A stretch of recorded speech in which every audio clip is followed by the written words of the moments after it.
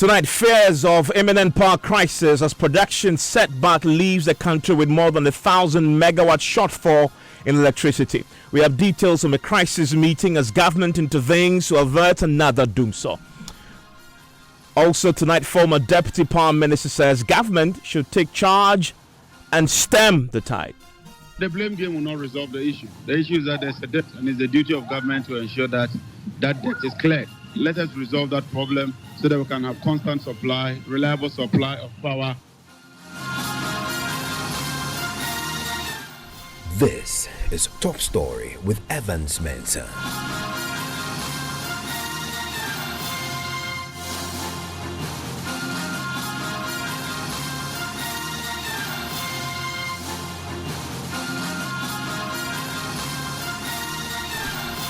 And Top Story is always brought to you by Bond Savings and Loans. Your success, our passion, also brought to you by Gas and Cement, the nation builder. Vodafone, the future is exciting, ready, and nationwide health insurance, your healthcare family. If you live in Accra and its environs, you may be experiencing in the last few days some blackouts. That's because, as you're learning tonight, the country's power producers are unable to produce enough to meet the current power demand of about 2,400 and 2,700 megawatts. Now, figures obtained by Journey show a generation deficit of up to 1,000 megawatts, forcing distributors to ration power in parts of Accra where demand is highest. We'll hear from some consumers shortly on what the experiences so far have been. My colleague has just joined me, MFA, with some of the latest information we are getting from the power producers themselves as to how much power they are having to knock off because of challenges they say primarily has to do with the purchase of fuel to power the plants. MFA, what do we know as far as the several plants that we have in the system is concerned? Okay, so we have Sen Power, we have Senate, we have Car Power, we have Ameri, AXA, Tico, Asogli, Bui, and Akonsombo. These are the plants that we have. The capacity for Sen Power, for instance, is 350 megawatts. As we speak, their current production is minus 0.8 megawatts. For Senate, for instance, we have 110 megawatt. Their current production is minus 0.19 megawatt. For Car Power, we have 470 megawatts. That's their capacity. But current production for Car Power is now 16.04 megawatts. For Ameri, it's supposed to be 250 megawatts, but their current production is 195.32 megawatts. So there's a shortfall of 54.68 megawatts for Ameri. Now for AXA, it's supposed to be 260 megawatts in terms of their capacity, but as it stands now, their current production is 45.60 megawatts. So there's a shortfall of 214 megawatts. That's for AXA. Now let's talk about Tico. For Tico, their capacity is 340 megawatts. Their current production as we speak is 158.04 megawatts, and that's a shortfall of 181.96 megawatts. Now for Asogli, it's 370 megawatts. Their current production now, Asogli is in good standing, is 370 megawatts. So they are producing at their capacity. So there's no shortfall when it comes to Asogli. Now for Bui, it's 400 megawatts. Their current production is 3.2 megawatts. That's what Bui is doing now. So you have a shortfall of 396.8 megawatts. For Konsombo, it's supposed to be 1,020 megawatts, but their current production now is only 500 megawatts, more than half, or is half of their production for Akonsombo. So we have a shortfall of 520 megawatts, and that's the shortfall that we have in the system now. But on a normal day, peak time, we're told that we're supposed to be getting about 2,780 megawatts. But now, because of the rains, there's cool, people are not using their air conditioners, so we are producing, or we're supposed to get about 2,400 megawatts. So these IPPs minus Bui and Nakunsombo, we are supposed to be getting about 1,600 from them. But that's the shortfall that we have. So we have a shortfall of about 1,658 in terms of power. Significant shortfalls there, and we understand part of the reason is because of challenges with securing the fuel to power some of these plants, and you see we know before today the IPPs have raised concerns that the government owes them significant amounts of money, 700 million, and they're giving government 1 week ultimatum to address that, although before to shut down. as we're seeing the evidence today, it appears that that challenge is affecting the ability to procure fuel. And so most of them, as you've seen on the paper right now, below their capacity. That's the exactly, are below. significantly producing below because of the challenge there. But there's a meeting, we understand, that has been happening today, trying to fix this. Government is trying to intervene to try and fix this from becoming a crisis. IPP was saying that PDS was supposed to pay them that $700 million. But the PDS had also stated that it's not supposed to be the PDS that's supposed to be paying them, but instead it should be the Electricity Company of Ghana. But we've been working our sources at the Electricity Company of Ghana, because since that allegation was made, we haven't heard from the ECG. But today, we've been checking from the trading department of the ECG, and we're told that after the back and forth and the meeting that they've had, we're told that government, the finance ministry, is supposed to release a substantial amount of that $700 million to ECG to pay. So ECG admits that, yes, PDS does not have a contract with the IPPs, so PDS cannot pay the IPPs as they were demanding. So ECG should pay them. ECG has to pay them. So a substantial amount of that 700 million, not all, that's for March, April and May. That's how much for the 3 months. We are told that that has been released, and ECG, all goes well, by the close of week, they are supposed to pay the IPPs this amount. That's what ECG tells us. Okay, we'll hear from some of you shortly on your experiences with the power situation as the challenges are addressed. But let me bring in Komla Elikpling Apetogo, who is the CEO of the Chamber of Independent Power Producers. Komla, thank you for your time here on Top Story. Thank you. Good evening. I recall this week you gave government 1 week to, pay up the 700 million that they owe you. I understand that government has called to intervene. What more can you tell us about that? That is good news. All the members want this. There should be the flow of money to keep the system running. We are yet to receive this news officially. None of the members have confirmed receiving any money yet. We heard from the news that the Ministry of Energy has been summoned to find a solution to the issue. But officially, we have not heard anything from the ministry as well. And we have the production of some of your members today in terms of how much megawatts you're producing, significantly less. For example, Power, Senate, even Car Power, producing significantly less than what their capacities are. Yes. Please specify for me, why is that? It's definitely not because of our position, but it has to do with fuel supply challenges and other technical issues.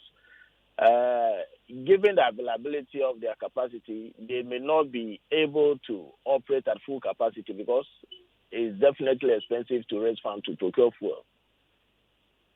You talk about fuel supply challenges. You say capacity to procure fuel. Is it a cash problem? Cash problem, definitely. So, Power, Senate, all these ones that I see on the paper who are producing significantly less, they don't have the money to buy the fuel they need to produce at near to full capacity. The money is just not there. We have been managing the situation, but it's out of hand now. We cannot sustain it. And is it just because you're owed by, is it ECG or is it government? Clarify. Yeah, it should be ECG because most of us have PPS with ECG. So ECG is owing you, and that's why and they haven't paid, and that's why you're struggling to procure the fuel. Yes. Now, PDS issued a statement recently in reaction to your 1 week ultimatum, and they said, "Well, we don't have any dealing with you.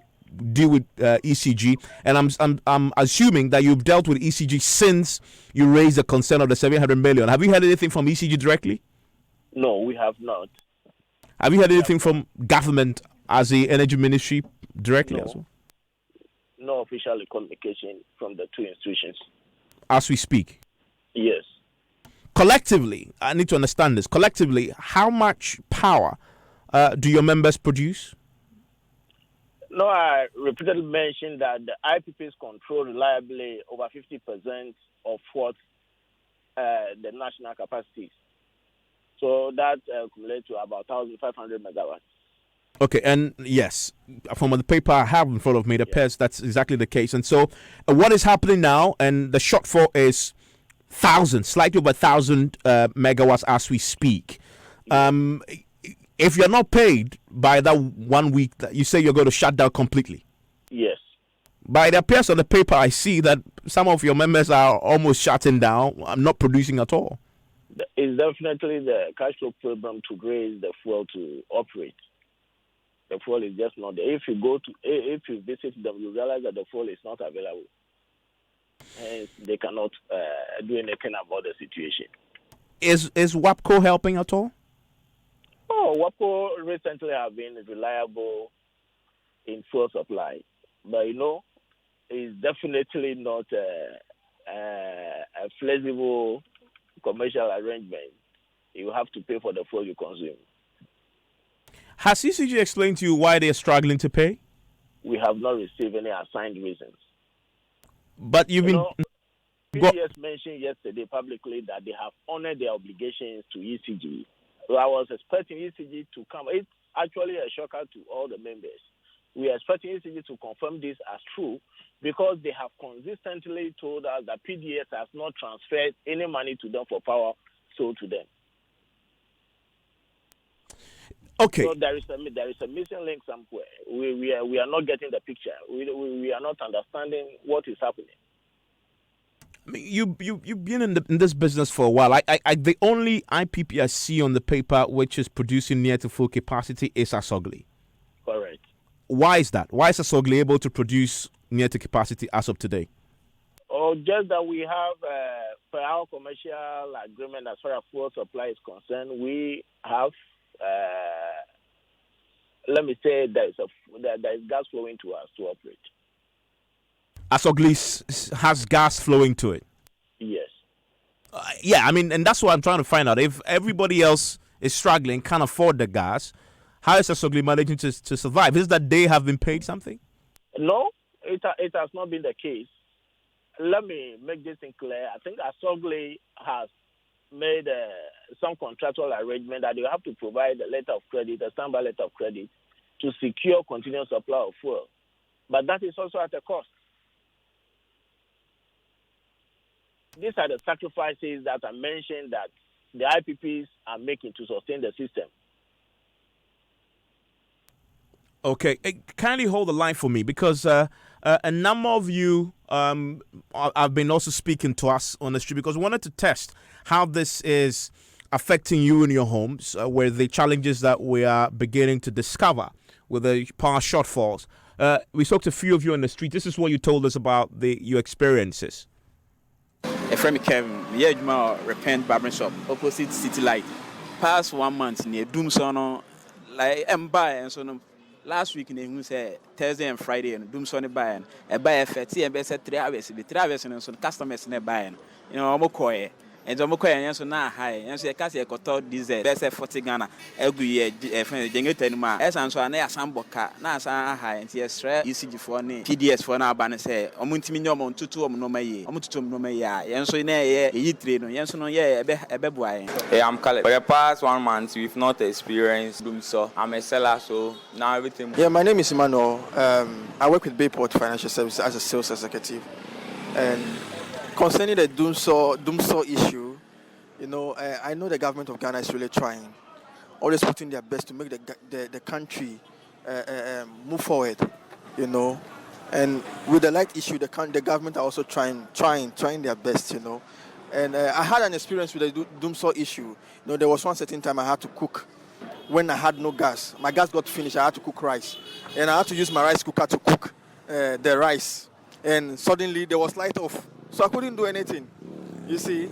And because of if there were to be light, I would have cooked my rice without going an extra mile to buy gas that day. And I had no money on me. I had to squeeze myself to go get a gas. Also joining me on the telephone line right now is the Africa Center for Energy Policy's Executive Director, Benjamin Boachi. Mr. Boachi, thank you for your time here on Top Story. Thank you for having me, Evan. I have in front of me the sheet of paper that details how much the IPPs are producing as of today, and as you just said, confirmed there by the chamber of the IPPs. It's a dire strait they are in currently. What's your own assessment of the current power situation as it relates to the ability to purchase fuel and what they are producing currently? I think there is a generation shortfall. I understand there are preparations underway to relocate car power to the western region. So that probably has affected them. The rest of the plants, I'm still not sure why they are not generating. And there seems to have been confusion as to whether they are down because of the debt owed to them or because there isn't enough fuel. And this is because of the communication that is coming from the chamber recently to the effect that they might shut down if they are not paid, the amounts owed them. So I think we need that clarity, specifically plant by plant, if the chamber has the data, why specific plants are not really operating at this point. It says it's a cash problem and that they simply don't have enough money to purchase what they need. But the point I'm making is that which plants? Is it the general position that all the plants that are shut down because of fuel? And those specifics are very important so that we are not just muddying the situation, but we have specific data on why each of the plants are actually not functioning at this point. Because we do understand that gas is also now flowing from the west to the east, which will allow some of the plants to function, like Asogbe, as you did mention. And the others that can, like AXA, which can also use heavy fuel oil, can also generate. So if they are not, then we need specifics on why they are not generating. I mean, the debt situation has been hanging around, which is not good, which government should address. But this new threat, throws in a new angle to say that is why some of these plants are not working at this point. So we need that clarification so that we are sure whether we have fuel supply challenge, for which reason they are not generating, or that they have already started the intended strike, if you want to call it. Mr. Matoko, can you explain that? Yeah, I did not get that submission clear. Ben is asking for specifics. Is it that all the IPPs aren't producing purely because of the fuel supply challenges, or there are peculiarities with each IPP that may be this, or is it that because of the fact that you're old, some have already decided to produce less as part of that declaration of intent to shut down? Let me put this thing forward, that there has not been any official information from either Gridco or any institution saying that there is a technical problem or maintenance or something going on. For that matter, there is going to be a short in supply. Everyone is aware that the capacities are available, and these facilities run on fuel. If the fuel is not there, how can they operate? So, but are you saying that every single IPP I have in front of me have that same fuel problem? Yes. Okay. Fuel is the greatest issue and as you power plant. And as you clarify, it's not because the technical issues with the supply of the fuel. It's just because the fuel is there, but you can't buy because you don't have cash. That's it? Yes. Okay. Gridco has, or government has not come out to issue any statement that there is a challenge with the system or this. Nothing like that has come out. And the facilities are available. There has not been any reports with regarding maintenance or any issue with any of the power plant. They are all available to operate. If the fuel is there, they should be operating. Ben, so that's the clarity he offers. Does that explain anything for you? No, I think it's significant. If there's fuel problem, then government and those who are supposed to provide the funding for the fuel to be procured will have to answer why there is no fuel. I think this is a challenge that has been recurring. When you do know that there will be transfer of a badge, we have to make adequate provision to ensure that the power plants that are available would have enough fuel to run and generate electricity for the public. So there's clearly some sort of communication that needs to come from ECG and government, for us to know exactly what the challenges are. This is novel. Now we have the IPPs talking, which never used to be the case. So now that they are talking, we need to find out why they fail. Because it's government that supplies the fuel, for these plants. It's usually not part of their contract to provide fuel. Government provides fuel. Does it tell you, does it say to you if the IPPs are now beginning to talk the way they are and issuing direct threats that possibly... No, I'm not sure whether it's the IPPs that are talking, and I'm not able to link the chamber directly to the IPPs. The confusion here, first communication from the chamber, it was asking of their money from PDS, when they don't have contract with PDS. So I was wondering whether it was the IPPs that were talking or it was somebody who was prompting the usual challenge we do know with financing in the sector. So that is why I'm careful not to directly address the IPPs, because they have a contract with ECG, so they should know where to go get their money. And PDS is supposed to pay ECG before ECG can also pay the IPP. So at this point, I'm not really sure whether that communication is coming from the IPPs or the chamber is a bit independent of the IPPs and they are saying they are actually seeing the signal on the ground. So that is where the confusion really is at this point. I don't know for sure whether it's the IPPs that are communicating through the chamber or the chamber is independent on its own. And this, as you mentioned, Ben, appears to be a cycle. We seem to come to this point every now and then because we are struggling to find money to pay for power produced and consumed. And we try to fix this by setting up the ESLA fund to try and raise money to pay off the debt, etc. It's still having solved the problem. Why do you think that is? No, I think we need to have a public conversation on this. There seems not to be a solution, because if you look at the capacity charges and the excess capacity that we really are going to have to pay come in the end of the year when many of the plants come on stream, the burden on government, on the public, will be close to about $42 million, every month for power that we may not need, but we have them.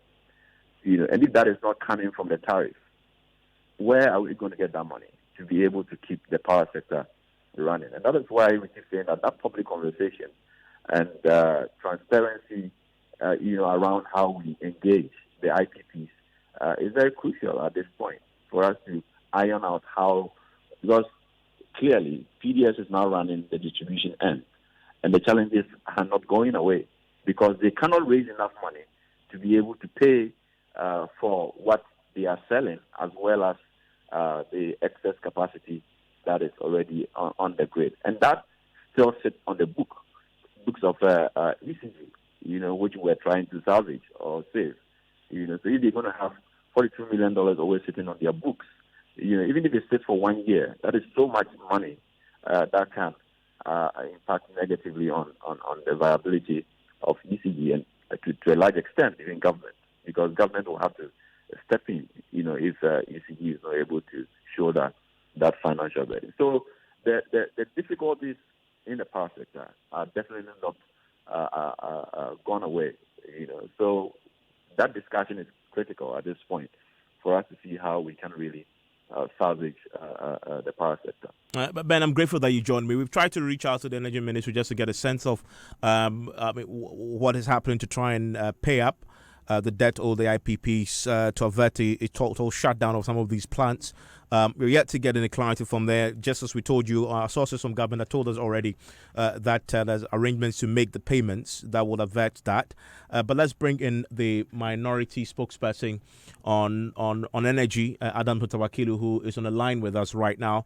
Thank you, sir, for your time here on Top Story. I know on the Mines and Energy Committee, much, my brother. I know on the Mines and Energy Committee in Parliament, you get regular briefings on the situation in the energy sector. What have you been told is the issue right now with the shortfalls that we see in front of us here with many of the IPPs? Yeah, thank you, and good evening to our cherished listeners. For we, the minority, this is a vindication of the minority. When since last year we indicated that the problem we have in the energy sector is about liquidity challenges.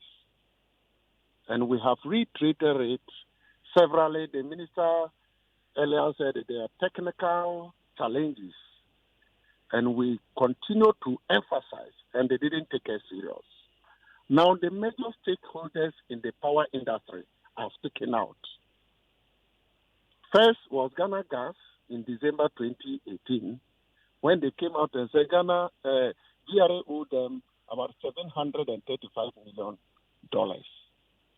On May 1st, grid co-workers came out clearly and complained that if government did not pay them the outstanding debt that government owed them, this country will be in serious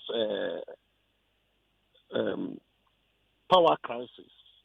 Now, for the first time, IPPs, independent power producer, for the first time, have issued a statement giving 8 days ultimatum. This just go to confirm exactly what we said a year ago. And we are in the minority as vindicated.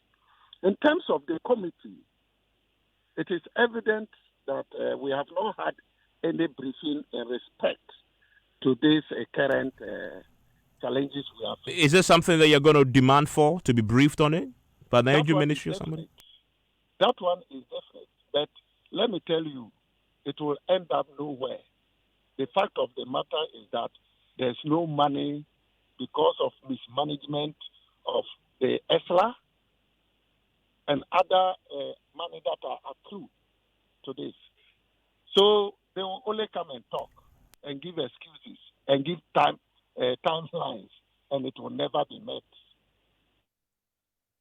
Anna Mutawakilu, I'm grateful that you joined us. That is the minority spokesperson on energy, speaking to us about the intention to get some clarity and a briefing on the situation that we've been reporting today with the IPPs and what they're generating as of today, with a significant shortfall in the region of 1,000 megawatts. I want to join us on Newsnight, because coming up, we'll tell you why MPs are summoning the sports minister, plus the demonstration that happened today. You might as well kill us protest that ended in Accra, with thousands taking on the government for inflicting on them untold hardship and misery.